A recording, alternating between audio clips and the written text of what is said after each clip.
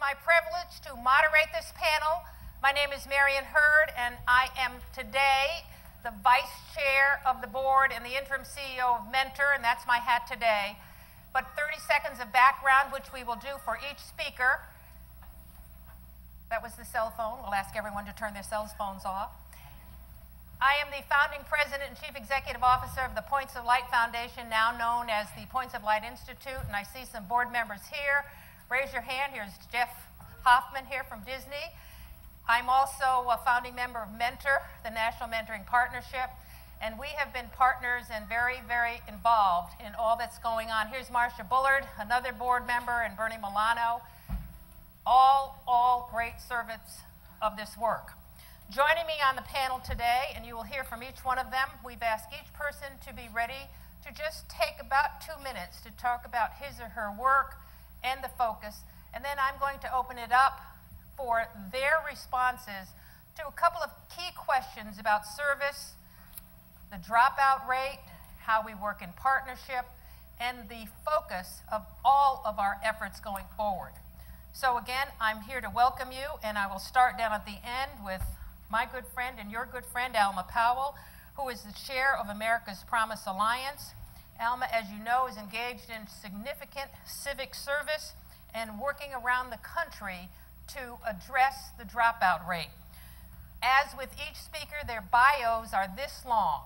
So I'm going to ask you to allow me to condense their great work so that we might hear from them. Is that agreed? Yes. Okay. Our next speaker is Adiel Nihato, and he is the Citizen Schools alumnus from Austin, Texas. On Tuesday, he turned 15. Yes.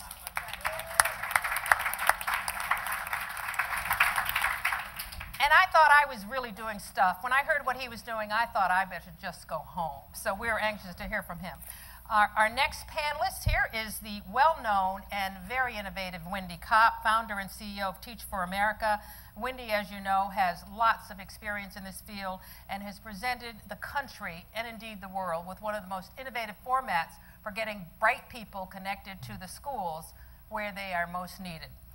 Next to Wendy is my good friend, Michael Brown, who's the co-founder, yes, woo, all the City Year people here, woo. The co-founder of City Year, launching a great celebration for its 20th year anniversary. Michael, as you know, is a real driving force behind the leadership movement of youth and service across the country, and indeed in many other parts of the world. So, Michael, welcome. Kiss, kiss. I'll get to that later. Elma ran over to give me a kiss, and I said to the photographer, get this shot. I said, can you imagine Alma Powell, our dear friend, taking the time? She's so gracious. Next we have Joel Klein, another innovator. You heard the statistics from the mayor in New York City. Joel, in our brief exchange, talking about where we run into each other in this great world of service, is very modest and immediately gives credit to the leaders within his school system and those within the Board of Education. But here on this panel, you are looking at Joe Klein, a leader in education across the country, and other innovators. So I'm just going to run right down the row and ask each speaker to take 2 minutes to talk about the focus of his or her work now and throw in one of the challenges. So we'll start with Alma Powell from America's Promise Alliance. Alma. Thank you, Marion. I am really honored to be here and serve on this panel this morning with people who are partners of America's Promise, and especially with Marion Hurd, without whose efforts America's Promise would never have existed. She was there at the birth of America's Promise. And I am happy that we're continuing the tradition that you inspired us to do. Thank you, Marion. I was honored to be asked to be here because I believe that service is not a virtue. Service is a necessity. It is a responsibility that we all have to assume for the good of us all.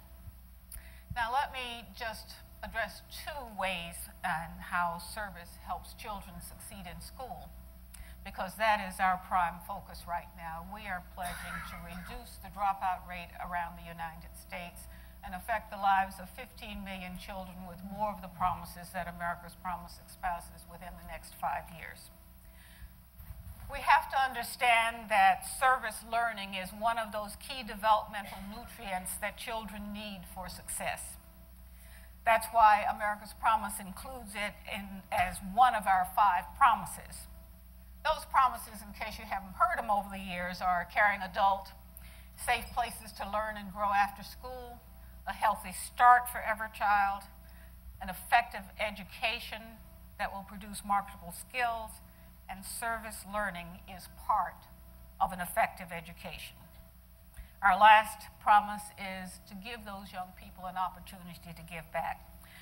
Research tells us that young people who have more opportunities for service learning tend to perform better in school. Children themselves tell us that they are motivated to work harder and are more likely to stay in school when they have meaningful opportunities for service. Face it, it breaks up the boredom. It gives them exciting things to do. It exposes them to adults who have something to offer them, and it provides them with something to think about as to where they're going in this world. One of our national action strategies that our alliance partners are pursuing is called Ready for the Real World. And it is to increase opportunities for service learning and career exploration during the crucial middle school years. Children who are going to drop out begin to disengage in those middle school years. So again, service is not a virtue, it is a necessity. Service is a necessity because we face a severe dropout crisis today. Over 30% of our students in these United States do not finish high school. 50% of African American and Hispanic students do not finish high school. What is the future of our nation if our young people are not prepared to meet the challenges that will be presented to us in the coming years? In the largest public systems of our 50 largest cities, the dropout rate is 50%. My husband has expressed the opinion that this is not a crisis. This is a catastrophe. It affects our entire society. It affects our readiness to defend ourselves. It affects our national security. Ideally, our armed forces do not take young people who have not finished high school because they are not qualified to stick to a routine. Young people who have finished high school have shown an ability to take something and stick with it and follow through on what they have to have. In these days when recruitment is a problem and the military is being forced to accept young people who are not high school graduates, on several military posts now, they offer prep schools. Taking those 17 and 18-year-olds who have volunteered to serve without a high school graduation, no diploma, taking them and getting them the equivalent of a GED so that they will be ready to serve our nation. Our Alliance's top priority today is to increase graduation rates and make sure that our graduates are prepared for college, work, and life. It is an economic and a moral imperative. The only way we can reverse this crisis is with efforts from everyone, every sector of our society. People serving in numerous ways. We know that helping children succeed involves more than just improving schools. We hear lots of talk about the schools needing reforming, and my dear friend Joel Klein down there is doing a wonderful job of that. But he said to us at America's Promise, and he serves on our board, I can't educate them if they're not ready for school. Our job is to be sure that they are ready to enter school, ready and able to learn. And that effort requires an entire community. It involves everyone. The old African proverb that it takes a village is very true. It takes all of us to raise effective young people who are able to face the challenges that the 21st century will bring to us. So this we will talk about as we go forth today. I'm so happy that we have all assembled here. When you announce an effort like this, it's very easy for people to be cynical and say, oh yeah, we tried that.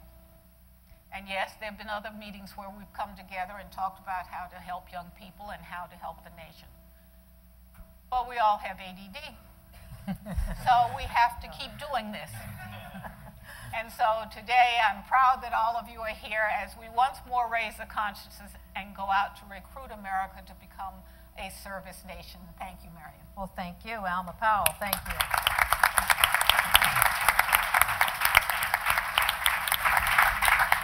Adiel is going to speak to us from his experiences in Austin, Texas.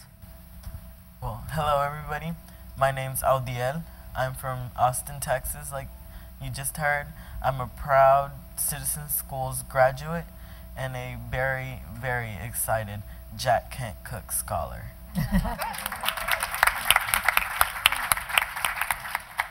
Now, you're all probably wondering, what's Citizen Schools? Let me just take a second to tell you. Citizen Schools is a nonprofit organization that's dedicated for enrichment and to help all after-school students reach their full potential. In Citizen Schools, we have two types of volunteers. We have a citizen teacher, which is a person that comes in about twice a week to help students learn what that person has learned himself throughout his career. And these are people from our community who take the time and get there and teach us about their profession. And what I love about them is that they're not just there to teach you and be like, okay, where's my paycheck? They're there because they want to be there for us. They're there because they want to share what they learned. Because knowledge is endless and you're never going to lose it. It's always going to be there. The other type is a teaching fellow. A teaching fellow is a person you see daily after school who is always there to motivate you, to keep you going, to keep you on track, keep your grades up. And Citizen Schools does a great job with helping us in our grades and academic-wise. They're always motivating you, all the other teaching fellows, even if it's not your personal teaching fellow. There's all the other ones who are always there to say, you can do it. They're there to give you the thumbs up and say, you got it, just keep going. And I think that a teaching fellow that has helped me a lot was my first year teaching fellow, Miss Thornton. She was really nice, but she was dedicated to us. She was dedicated towards being there every day, on time, to teaching us new things, to teaching us things that I can put to use in high school. Things such as AIM, aspiring, investing, and making the grade. That time was set for us to do our homework because we're aspiring for better things, but we also have to invest, we have to give back to our community for us to make the grade, to make an effort in our community. I also believe Citizen Schools is a great source for our community because it helps you expand your horizons. It helps you learn more about your community.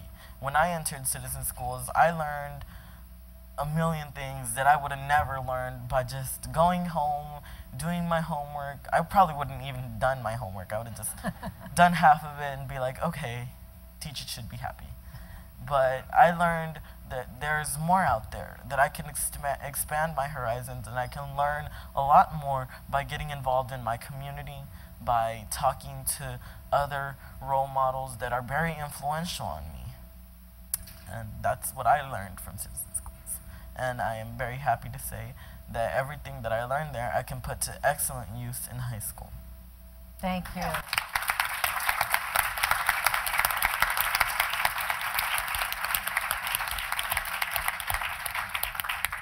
Now, Wendy Kopp, think about this. This was her senior thesis at Princeton, this idea. And so we have a very creative mind at work here. Let's hear from Wendy. Well, so the idea of Teach for America is to enlist our nation's future leaders in fighting this problem of educational inequity, which Alma Powell, I think, brought to life. I think, when we think about just how massive the problem is, first of all, 13 million kids growing up below the poverty line, who, as you heard, half of whom are not going to graduate from high school. What I think is equally and maybe even more striking is that the half who do graduate are at an 8th grade skill level compared to kids in high-income communities.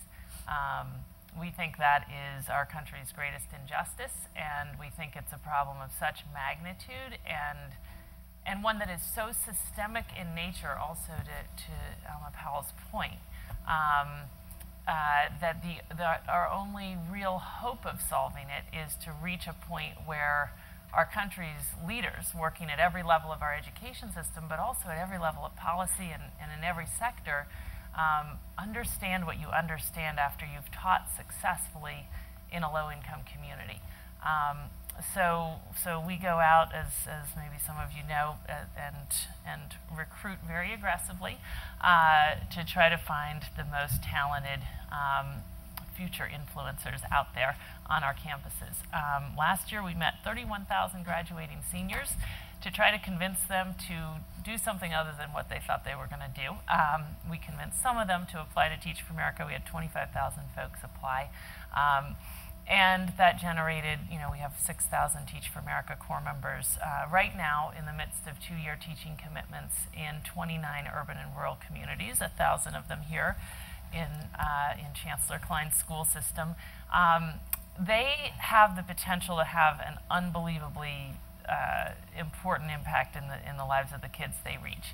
I think for kids who are stuck in today's system, for lack of a better word, kids who face many extra challenges and have many extra disadvantages just by nature of where they're born. Before they even show up at school, they're just facing all the extra challenges of poverty. They're more likely to be kids of color, so they're also more likely to face kind of societal discrimination. And they show up at schools that simply don't have the extra capacity to meet their extra needs. So your hope, if you're a kid in that system, is to meet enough teachers who are willing to go so far above and beyond traditional expectations to make up for all the weaknesses of the system. We're one more critical source of those folks. There are other tremendous teachers in the schools where we work. We're one more source of people who are willing to go to great lengths to help the kids growing up today have the opportunities they deserve. And that's so important for the kids we reach. At the same time, it's just completely transformative for the core members themselves. Once you've worked with kids and you've seen that, the 4th graders who come into your classroom at the 1st grade level can end up at the 4th grade level at the end of the year, you just deeply, deeply, deeply know that this is not an intractable problem. It's not what most people in America think, which is, most people think the kids can't do the work or the families don't care, and that's why we have the problem. Our people come out of this. They may have known intellectually coming in that, of course, the kids can do the work, but now they just deeply know through their own relationships with kids and families, and they also just have a very, very grounded understanding of how to solve the problem. And as a result, those 2 years fuel really a lifetime of work to address the larger and more fundamental long-term root causes of the problem. And so while fewer than 1 in 10 of these folks come in saying that they would have taught if it weren't for Teach for America, 2/3 of them work long-term from within education, and many, many others continue on from other paths, whether it's through public health or legal services or through going into policy or whatever it may be to fight for the long-term changes. We have 14,000 alums out there, and among them are some tremendous leaders who are helping to chart the course in terms of education reform, and also are pioneering other innovations to try to take some of the pressure off of schools. I guess I would just close by saying that the most salient lesson of our work is, and I've learned this from so many Teach for America Corps members, from so many folks who've continued to fight this problem as alumni of our program. And every day I see new evidence that we can solve this problem. It sounds hopelessly idealistic to some people who are not as immersed in this as we are, but we just know that we can solve the problem because we see at a classroom level that it's absolutely possible for teachers to put kids on a level playing field, and now we see in a growing number of whole schools that it is absolutely possible for whole schools in low-income communities to put kids on a level playing field, and now we're starting to see whole school systems make real traction in terms of truly moving the needle on closing the achievement gap, and I guess all of that just leads us to know we can solve this problem, and once you know that, then you just know it's our responsibility to solve it. And that's what fuels our effort to get much bigger and much better. The big idea of ours that we can ultimately get to a place where not just a few, but many of our future leaders know that we can solve the problem and know how to solve the problem and are working together across sectors to affect the fundamental changes necessary to solve it. Like, that's a great idea, but it only works if you attain just real scale and real quality. And so that's the mission that we're on. Thank you, Wendy. Thank you.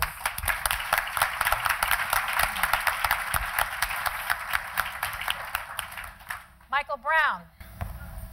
I come to this from a vision of national service. I got started on the national service field 20 years ago by working for Congressman Leon Panetta when I was 20 years old.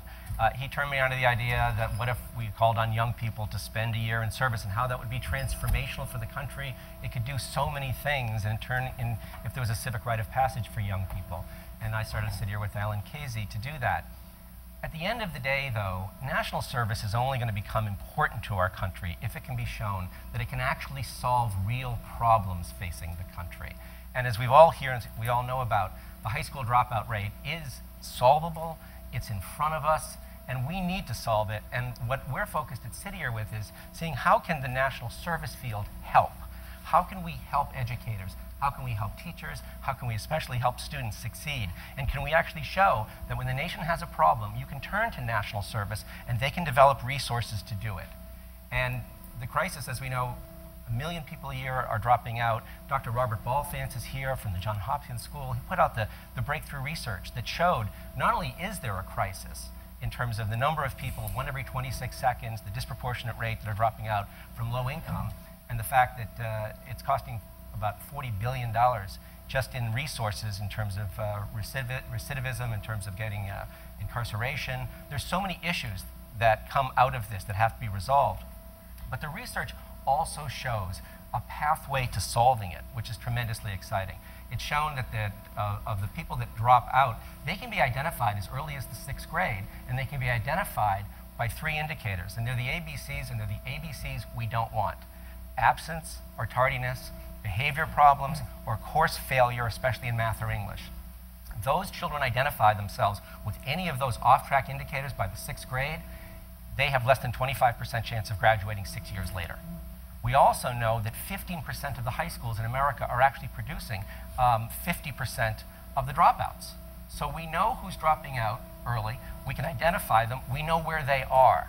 And what we need to do is find creative ways all together to get those kids the resources they need. So what City Year is working on, our program is called Whole School, Whole Child.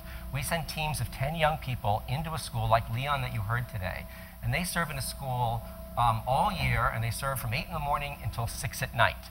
And they do academic support, they work on culture and climate, and they stay to run after-school programs.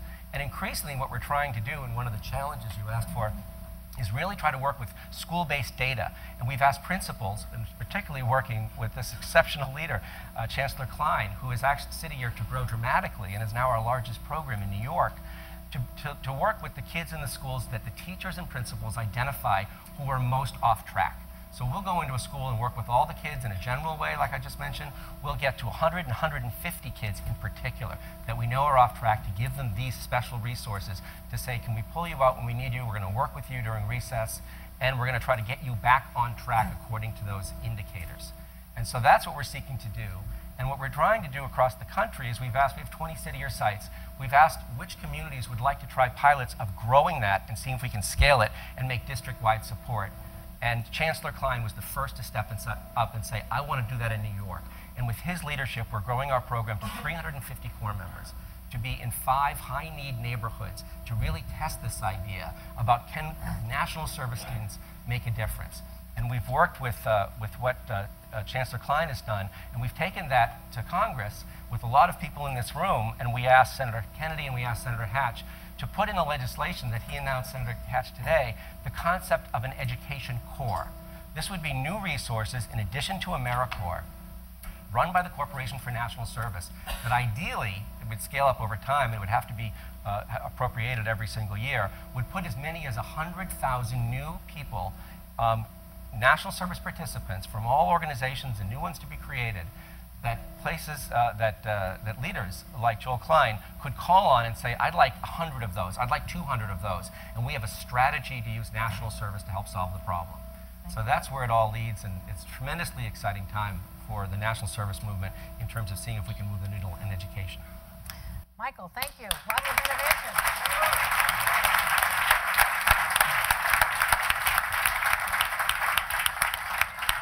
We're going to hear from the Chancellor, but earlier today, David Shapiro here from Boston's Mentor Project said, what could we do? What could we do more? And you heard it from every speaker. While it might seem an oxymoron, to meet more, to coalesce, to focus. And the gentleman to my left has done just that. He's reached out, he's coalesced, he's coordinated, and he's focused. So we want to hear from the Chancellor now about what's happening in New York and also his challenges. Let's hear it for Chancellor Klein.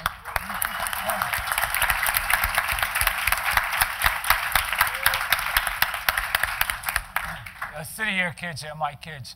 I don't want I don't want 100 or 200, Michael. I want 1,000 or 2,000 or 10,000 or 20,000. That's the scope of the need.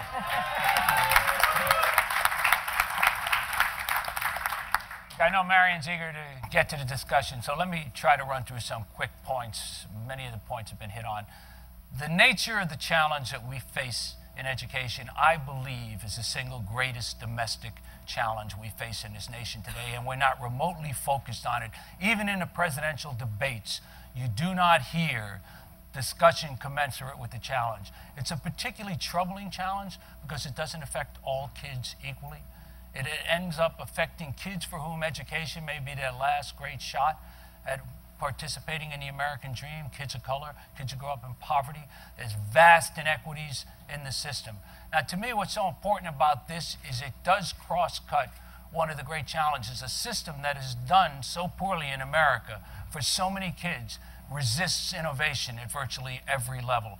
If you think about the American economy and our role in the global economy, and you think about how important innovation is to transforming our economy, and yet our education system is utterly resistant. It's like a hermetically sealed system in which it says, just leave us alone, give us more money, and we'll get the job done. How long are we going to have the same arid debates about curriculum, about class size, and about all the other things that matter, but which are not moving dramatically the needle in education? And so to me, the biggest challenge is how do you create an innovation culture in a system that is heavily bureaucratic, all rule-based and compliance-based. And one of the reasons this intersection matters, it's not the only one, is because that's precisely what we've been doing. It's not by happenstance that I'm the largest partner Wendy has and I'm the largest partner Mike has in terms of bringing in new, different, innovative kinds of things.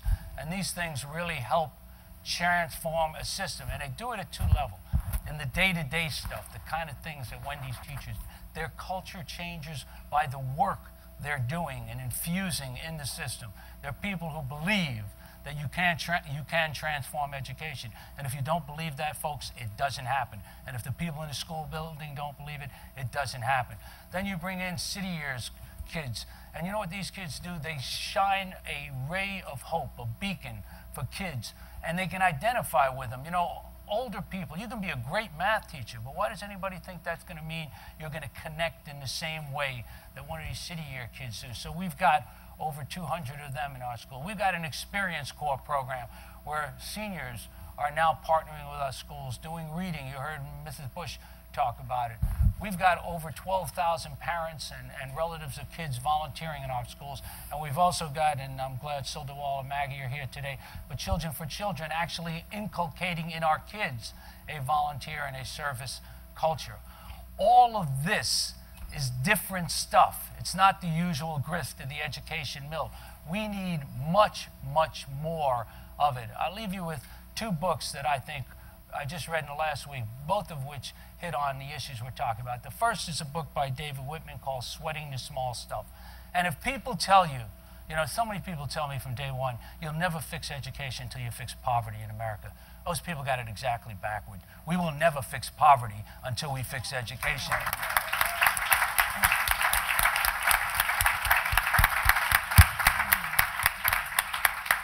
Believe you me, it is fixable. If you read his book, if you see the work that Michelle Rhee is doing in Washington, D.C. and others, this is fixable. We see the exact same kids being educated to an entirely different level. Shame on us that we don't insist it happens all over the place. And the second book is Clayton Christensen's recent book just came out called Disrupting Class.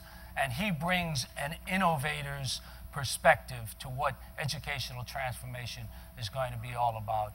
So one of the things that excites me about this, and this was Wendy's great genius, is the more experience the people have, whether it's City Year, the Experience Corps, Teach for America, the more people get inside this hermetically sealed bubble, see what's going on, and become ambassadors for transformation, that's how we will create this rising tide.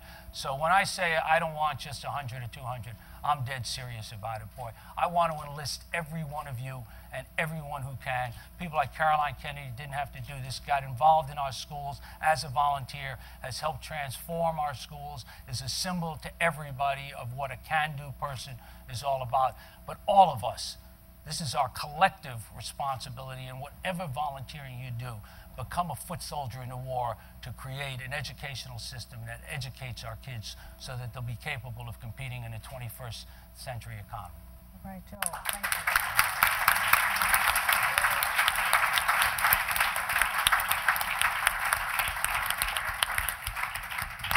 We just have a few minutes, but we want our panelists to give us some rapid-fire answers, because some of these things are talked about in the halls and they're all discussed within your various nonprofit meetings. Tell us, from your perspective, what is the one thing we need to do to focus, quote, the general population of the country on the crisis related to the dropout numbers all across the country? What do we need to do to get more people energized and focused on this issue? We'll start from this end, Joel, and work down to Alma. Well, I think what we need to do is exactly the kind of thing we're doing here. We got to get people inside the bubble. If you keep the bubble sealed, and let's be candid, everyone in this room, they'll figure out a way to get an education for their kid. So what you got to do is you got to get people to come in and see what's going on. That will lead to 2 things, engagement and hope. Okay. And it's a combination that's a winner. So you have an instruction here from the teacher, the quintessential teacher, to go get 5 more of you. Thank you, Joe. Michael, what do you think? I think it would be wonderful if there was a public service campaign that's telling America, A, what the problem is, but B, that it's solvable, and showing what Joel Klein has done in already getting 20% increase in the dropout rate. Americans believe if you can solve something, they want to go for it. And until that moment, they hesitate. So I think we have to raise the level. I agree. It'd be tremendous if the presidential candidates start talking about that. We also, many people in this room have access to them periodically, and we say we have to start talking about this. If we can solve this one problem, we can solve other problems from there. Wendy?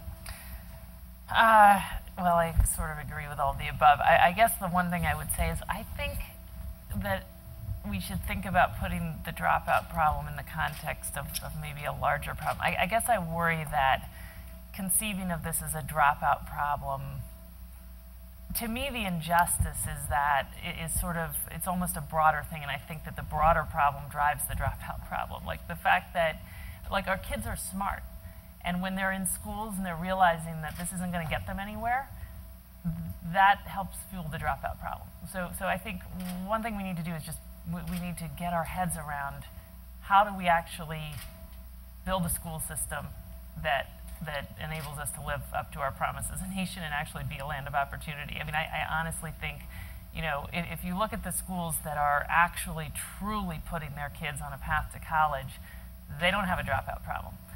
Because the kids understand why they're there and they're excited to be there and they're driven to be there. And so I think we need to step back and really think about the drivers of the dropout problem in a broader context, I guess. I agree with you, but I believe that it needs to be put more into hands of the students, because I see that you're trying to draw attention to people, but you don't need to focus on people. You need to focus on students and on teens, because they're the ones dropping out, because your parent can tell you, don't drop out. Are you going to listen to your parent? No, you're not. And let me just tell you something. If we get kids interested, if we get teenagers interested in continuing their education, interested in doing volunteer work, if you get them really focused, really interesting, because I hear where you're coming from. You're coming, okay, let's focus on people. But we need to focus on the students. That's who we really need to see.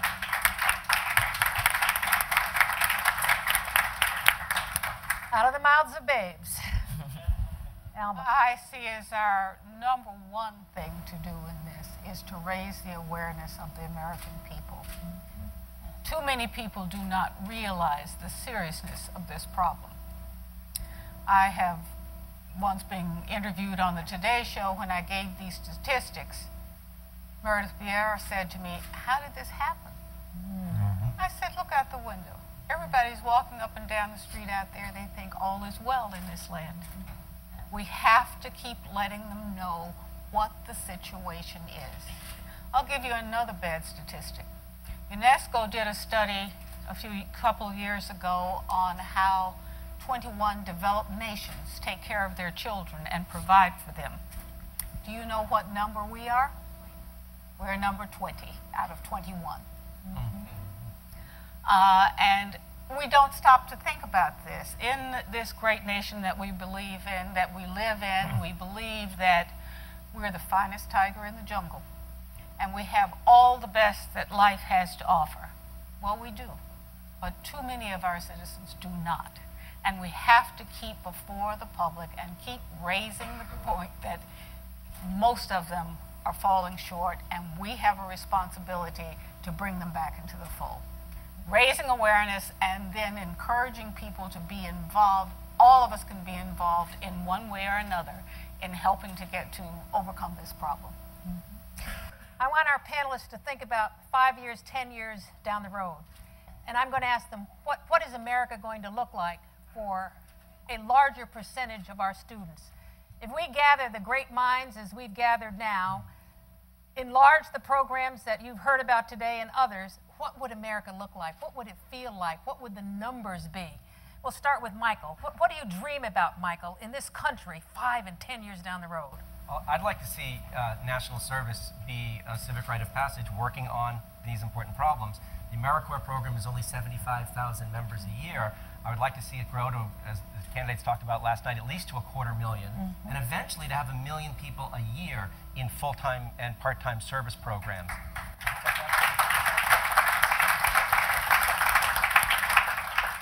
Wendy. I believe, so we've been at this effort for probably many decades. Teach for America has been around for 18 years, and I don't think we've seen the aggregate numbers move, and this in terms of the achievement gap, and that can be a source of great angst and depression, obviously. Like, gosh, we've poured billions of dollars of philanthropic resources, and we've got the Teach for Americas and the many, many other innovations, and we haven't moved the needle. I guess from where I sit, I see so much reason for optimism, and I'm completely convinced we will be moving the needle in an aggregate sense in 5 or 10 years. And what gives me that optimism is I guess just seeing, think about the fact that 10 years ago, we could count on one hand, and I think that's even generous, the number of schools in low-income communities that were truly taking kids who, 5th grade or about at the second grade level on average, and truly putting them on a path to college. And now they're thought to be, say, 200. Still a, yes, drop in the bucket. We have thousands of schools that are dysfunctional and 200 that are truly the kind of schools that all kids should have the chance to go to. But to move that quickly, to get to 200, the snowball is moving down. And now we have system leaders who are bringing the same innovations inside systems. The conversation is completely different. And I just have a huge amount of optimism that I in 5 or 10 years, we're going to see dramatic change happening in communities across the country. We're nearing the tipping point. I can feel it. We'll hear from Alma and then Joel.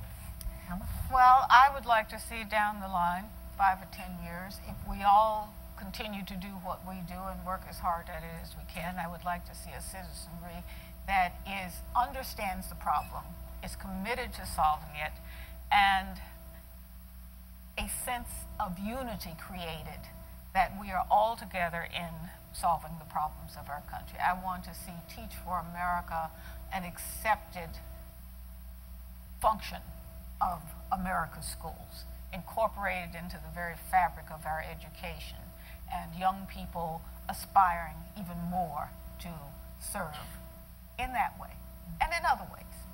I want to see young people like this who have a sense of responsibility for themselves and for their peers. Super. Joel? A lot of it's been said. Like Michael, I would like to see public service as a rite of passage, as well as passion in this country. I think it forms the sense of the collective we. In terms of education, just a couple of quick things. I'd like to see us getting started way earlier, particularly with our most challenged kids. We're missing the formative years here. Wendy's point is critical about this. This is not a dropout problem. This is a failure to educate problem. If a kid is in high school and you're trying to reverse this, it's often a much harder challenge. Second thing I'd like to see, we've got to professionalize teaching and begin to attract more people from higher up in their classes to come into teaching. And we've got to start to treat teachers as professionals. We've got to reward success. We've got to make sure those who are not qualified are not teaching. And we've got to make sure that there's an equitable distribution of high-quality teachers across our school system, something that's sorely lacking right now. The other thing I'd like to see is much greater choice for parents who need choices and shouldn't be told this is the only choice you have. I think we can create many more charter schools.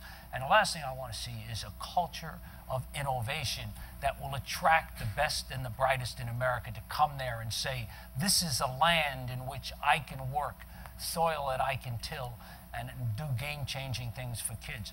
The note that Wendy sounds is so powerful and important. We know now that there are these schools getting very different results. And we don't seem to want to ask ourselves, why is that? And what's going on? And why we don't have an obligation to replicate it. And that won't happen unless you create an environment where the box checkers don't dominate and the people who are innovative and creative. And when he talks about a lot of innovation, but I will tell you this, really, I still think the thing that's missing most is a really galvanized commitment to real innovation and serious research in America. Think about what we do in medicine and compare medical research and the role of federal government in that, and compare that to educational research and how little knowledge we truly have in our field. Super. Adiel? I see citizen schools as a very prosperous, very exciting place with more students, with every school in America having a citizen schools program. I see it prospering in the way where they can get children, get all kids, get all teenagers interested in school again, to capture their attention, to make them feel welcome, to make them feel comfortable in school, so they will keep studying, so they will keep going, so they will look for a better, brighter future. And I do believe that Citizen Schools is an incredible program where all kids can expand their horizons, where all kids can learn more about what they can do to give back to their community, to learn more about their community. And I just see Citizen Schools as a very prosperous place, having one in every school, hopefully in America, so that everybody can just be a part of this so that everybody can flourish with this program. Super.